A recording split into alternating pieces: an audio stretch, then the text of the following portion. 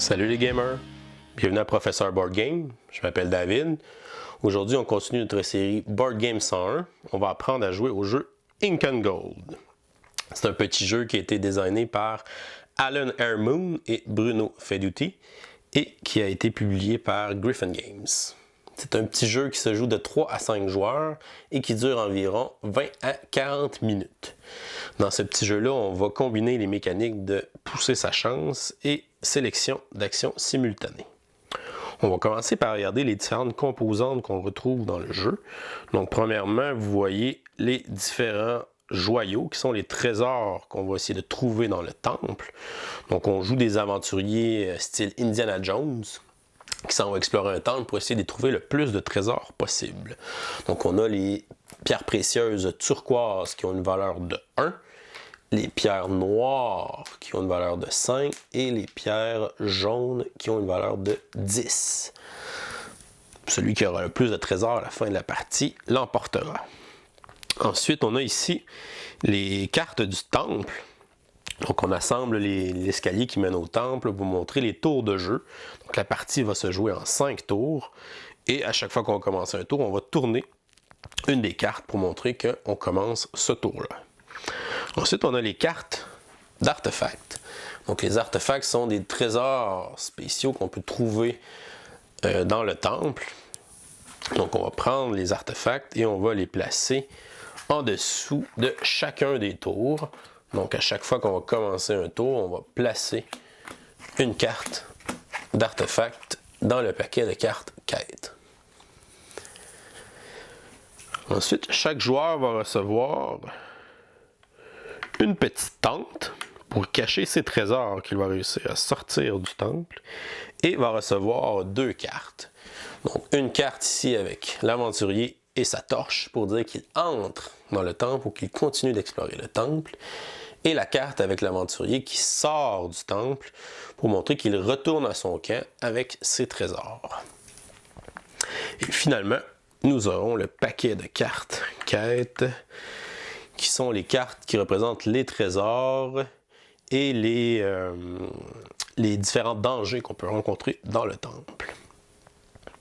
Donc au début d'un tour, on va tout simplement tourner la carte qui représente le tour 1 du côté en couleur et on va prendre la carte artefact correspondante et on va la mélanger dans le paquet de cartes quête.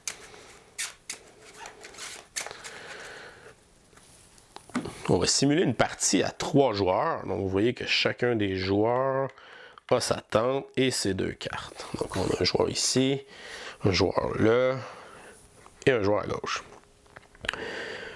Au début du tour, les joueurs n'ont pas besoin de leurs 2 cartes, donc c'est évident qu'ils vont entrer dans le temple pour essayer de trouver des trésors. Ils n'ont rien en main pour l'instant. On tourne alors la première carte du paquet de cartes quête. On a une carte avec contour bleu qui indique qu'on a trouvé des trésors. Donc, on a trouvé une valeur de 7 de trésors. On va les séparer avec tous les aventuriers présents. Donc, on est 3 aventuriers. Ça veut dire 3. On est 7 divisé par 3. Ça veut dire que chaque aventurier va avoir avec lui 2 trésors. Et ce qui ne peut pas être divisé, on le met sur la carte. On ne place pas tout de suite les trésors dans nos temples parce que les aventuriers sont toujours dans le temple et c'est là que les joueurs vont se servir de leurs 2 cartes. Donc, ils vont cacher ces 2 cartes-là et ils vont décider si ils veulent continuer d'explorer le temple ou s'ils veulent rentrer à leur camp avec les trésors qu'ils ont trouvés. Pour l'instant, il n'y a pas beaucoup de danger. On n'a pas sorti de carte danger encore. Donc, les joueurs seraient probablement enclins à continuer d'explorer. On va dire que les 3 joueurs continuent d'explorer. Alors, on tourne une deuxième carte. On a trouvé 5 trésors. Donc, chaque joueur va avoir 1. Et on en met 2 sur la carte. Continue d'explorer. Et là, on rencontre notre première carte danger, qui est une carte rouge avec un contour rouge et on a une image d'un serpent. On rencontre donc un serpent dans le temple. Il y a plusieurs cartes danger différentes. Il y a un serpent, des araignées, des éboulis, un zombie. Il y a donc plusieurs dangers qu'on peut rencontrer. La première carte danger qu'on rencontre n'affecte pas les joueurs. Par contre, si jamais on pige une deuxième carte avec le même danger, tous les joueurs qui sont encore dans le temple vont devoir abandonner leur trésor et retourner au camp, les mains vides. C'est là que les joueurs peuvent décider d'abandonner ou de rentrer au camp avec ce qu'ils ont déjà réussi à trouver comme trésor. Alors là, les trois joueurs vont prendre leurs cartes et vont décider s'ils vont continuer d'explorer ou pas. Vous voyez que ce joueur-là continue, ce joueur-là va rentrer au camp et ce joueur-là va continuer. Le joueur qui rentre au camp va prendre les trésors qu'il a déjà ramassés et va en plus prendre les trésors excédentaires qu'on avait placés sur les cartes. Il va les amener avec lui dans son camp. Alors, il va les placer dans sa tente. Une fois que les trésors sont dans sa tente, ils sont en sécurité. Personne ne peut lui enlever. Mais ce joueur-là a terminé de jouer dans le tour numéro 1. Donc, il peut placer ses deux cartes face visible pour dire qu'il a terminé de jouer dans ce tour-là. Les deux autres joueurs, eux, peuvent continuer. On tourne alors une prochaine carte et on a une deuxième carte danger, mais comme elle est différente, c'est la première avec la face du zombie, ça ne fait rien. Les joueurs décident de continuer. On aurait 13, donc 6 chacun. Et 1 sur la carte. Les joueurs continuent. 14, donc on aurait 7. 7. Ensuite, on va dire que le joueur ici décide de s'en aller. Il va donc prendre ses trésors, prendre le trésor sur la carte et s'en aller dans sa tente. Il a terminé. Il reste donc seulement un joueur actif et il peut décider de continuer. C'est ce qu'il a fait. Il continue, il fait 5 de trésors. Il continue, il fait 15. Il continue, il trouve un des artefacts. Donc l'artefact, la prochaine personne qui va quitter le temple va s'en aller avec la carte artefact. Donc là, il est chanceux, ça peut être lui. Donc s'il décide de quitter, il va apporter avec lui l'artefact et ses trésors s'en vont dans sa tente. Lorsqu'on ramène un artefact à son camp, on le place à côté de sa tente. Les 3 premiers artefacts qui seront trouvés dans la partie vont valoir 5. Donc on peut placer un jeton noir sur la carte. Et le 4e et 5e vont valoir 10, si jamais on se rend à ce moment-là. Comme il n'y a plus personne dans le temple, le tour 1 serait terminé. Alors on reprend les cartes de quête. On va pouvoir les rebrasser. On tourne le tour 2, on commence le tour 2, on place un nouvel artefact dans le paquet de cartes et on brasse. Et on commence le tour 2, les aventuriers entrent dans le temple, on tourne une carte, on commence avec une carte danger. Les aventuriers décident de continuer, parce que de toute façon ils n'ont rien à perdre. On a du magma, les aventuriers décident de continuer. On a 7 trésors, donc chaque aventurier va faire 2. 2. 2. Ensuite, l'aventurier qui est ici est 1 sur la carte. L'aventurier qui est ici, lui, décide de s'en aller parce qu'il y a beaucoup de dangers de sortie. Les deux autres décident de continuer. Donc lui, il ramasse ça ici dans sa tente. Et il a terminé de jouer pour le tour 2. Les deux autres ont décidé de continuer. Ils trouvent 11. Donc 5 chacun. 1 sur la carte. Ils continuent, rencontre un serpent. Ils décident de continuer les deux. Ils rencontrent du magma. Comme c'est la deuxième carte de danger identique que les aventuriers rencontrent, ils perdent tous leurs trésors, donc tout ce qu'ils avaient en main est défaussé. et ils doivent retourner à leur camp bredouille. Ils n'ont fait aucune découverte de trésor pour ce tour-là. Donc ça aussi, personne l'a eu. La deuxième carte danger qu'on a pigée qui a mis fin au tour va être enlevée de la partie.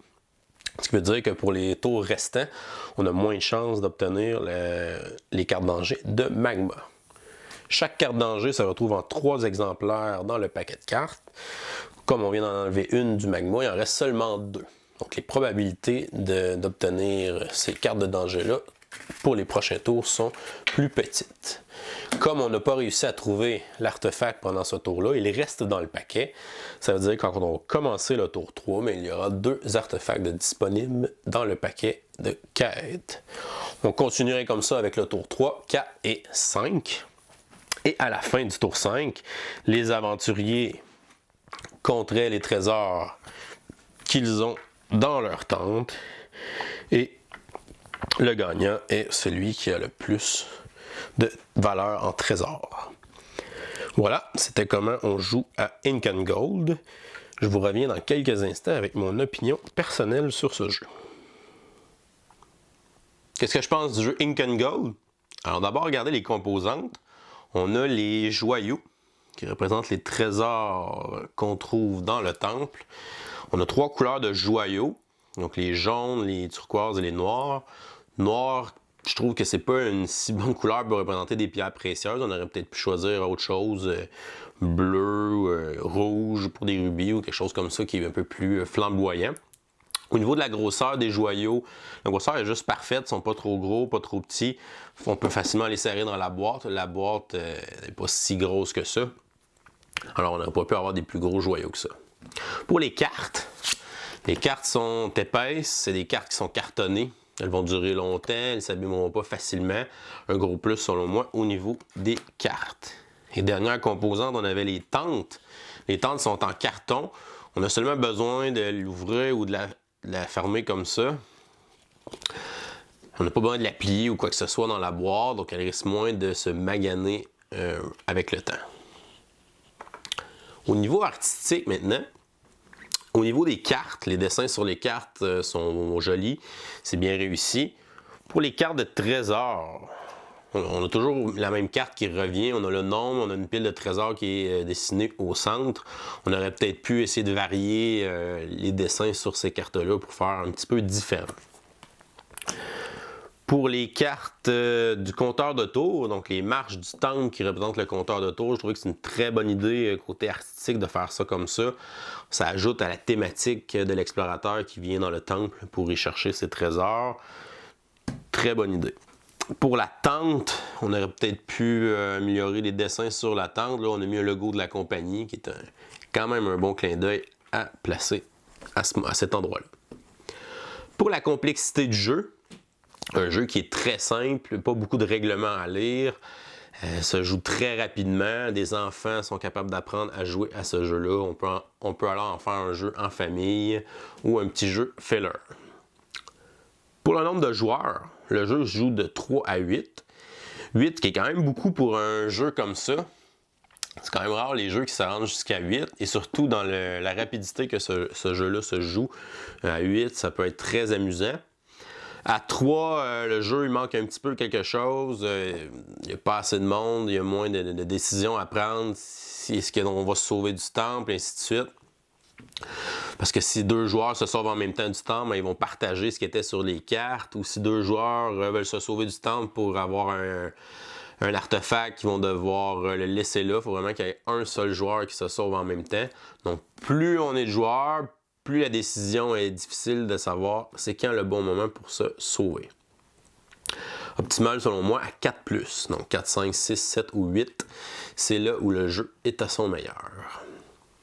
Au niveau de la langue, encore une fois, il n'y a aucun texte sur les cartes, il n'y a aucun texte dans le jeu. On n'a pas besoin de connaître l'anglais pour jouer au jeu, à part les règlements. Alors quelqu'un qui sait jouer au jeu peut jouer avec la version anglaise facilement. Ça peut encore une fois vous faire économiser un petit peu d'argent si vous achetez une version anglaise. Vous avez juste à écouter mon vidéo d'explication et vous allez être bon pour jouer par la suite. Pour mon appréciation générale de ce jeu, je vais lui donner la note de B. pour un bon jeu en famille ou un bon jeu filler ou bon jeu qui peut se rendre à quand on est plus que 6, qui peut être vraiment le fun. C'était Ink and Gold.